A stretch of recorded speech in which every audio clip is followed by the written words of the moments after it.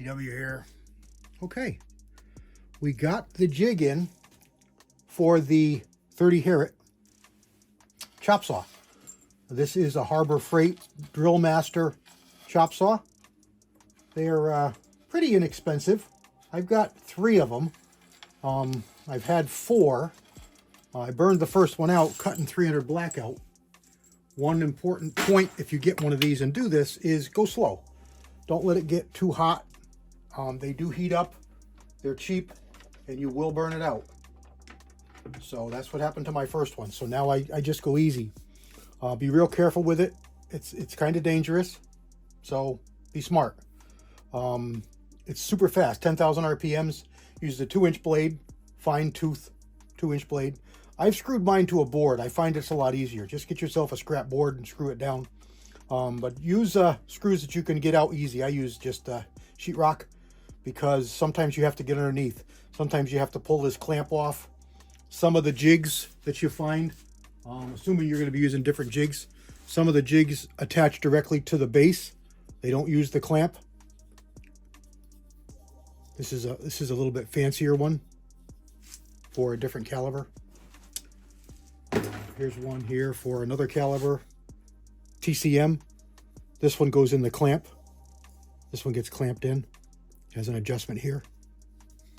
So it depends on what you get. Get yourself a case when you're getting it set up that you know is correct. You drop it in, and then you adjust this so you make sure you're cutting longer than the case that's the proper length, because you're going to come back on your trimmer, whether it's a manual jobber or the Lee or electric like we're going to use. You got something to cut off. Why you want to do that is because you may not be perfectly square here, perfectly true, and the final trimmer that are designed for cases are going to be better than this for a final length. So if you want to really tune it and get lazy and try and use it, I guess it wouldn't kill you, but you're going to have to do a lot of fine tuning to get it perfect, and I don't see any reason for it. I'm just going to do it in 2 steps. But if you wanted to, I guess you could tune it and do it in 1 step. So I'm just going to kick you in speedy mode here, and I'm going to do 10 last cases, and that'll be our complete batch. Word of warning, this is a spinning blade right here. There's no guards. The only safety is this little push button right here, and it just moves a little piece of plastic out of the way to let it come down. Other than that, there's nothing guarding that blade. Your fingers are going to be right here. Just be real careful. Real careful. Okay, I'm putting you in speedy mode, and we'll get these last 10 chopped.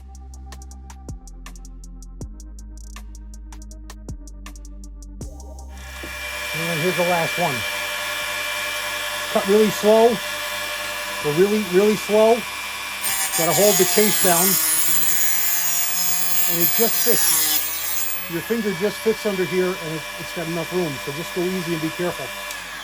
Again, that blade is right here, and you're going to be right here picking up cases and taking them out. So be real careful. And there we go. These are all pieces of brass you can throw in your brass bucket. They're certainly good for scrap. Save them.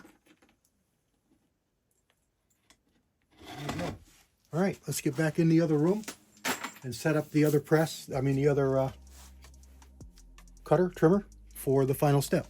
Stand by. I'm going to try and work around the tool here. It's going to be a little bit challenging, but this is already previously set up for proper overall length. We're not going to go through how this thing works, but basically you tighten this up on your case head, and you adjust these stops here for overall length. And you turn the cutter on, and you bring it in, and it cuts until it stops.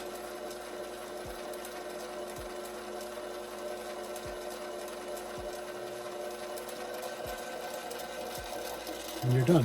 Pull it off, take your case out.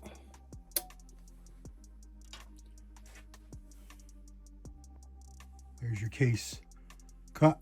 You just got to deburr it. And I use the spaceship here just for the video.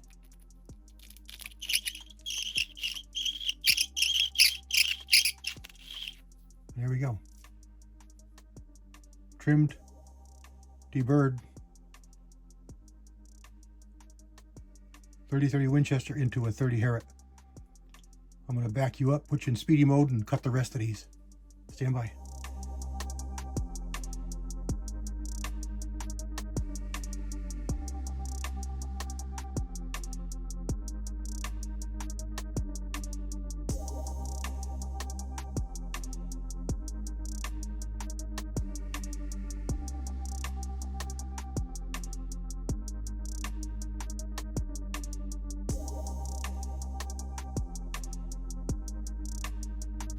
Alright, we're going to use the RCBS tool here to take these big nasty burrs off that are left over from the trimming, and it makes short work of it.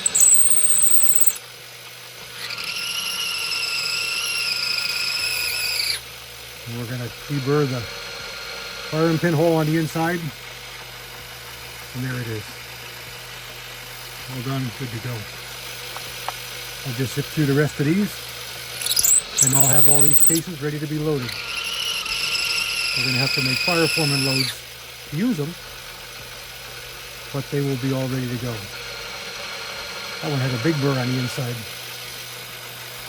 Some people say you don't have to worry about that. And they may or may not be correct, but it's only something you have to do once.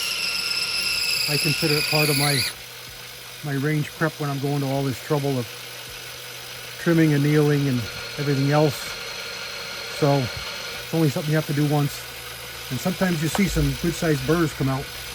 So good-sized, debris. So there's something to it. Whether it affects anything or not, I don't know, but there's something to it. So let me put you in speedy mode and go through the last 20 or so here.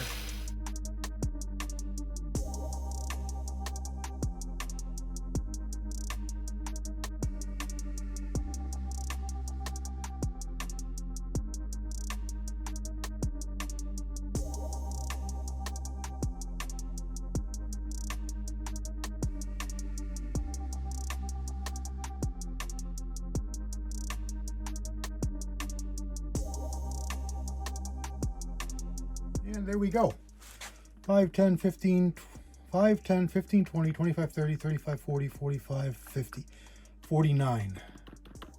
49 cases. We made up 52, 51. So we had a couple casualties, and that's why I do extra. I just didn't do enough extra this time. All I got left to do is clean the primer pockets, and that's it. I can load them. So there we go. That's the process. You saw in the first part of the video where we formed the cases, just ran them through the die. I didn't show you annealing, but you can see they're annealed. I annealed it in the steps between what you saw. And then we put them in the jig and we trimmed them. And now we've got them all trimmed to length. Final trim, deburred, ready to go. So there we go. One more step down on the 30 Herrett reloading process. Hope everybody enjoyed it. Any questions, post them in the comments down below. Happy to answer any questions. And the next step will be priming them, charging them with powder, and seating bullets. So stay tuned. God bless everybody. CW out.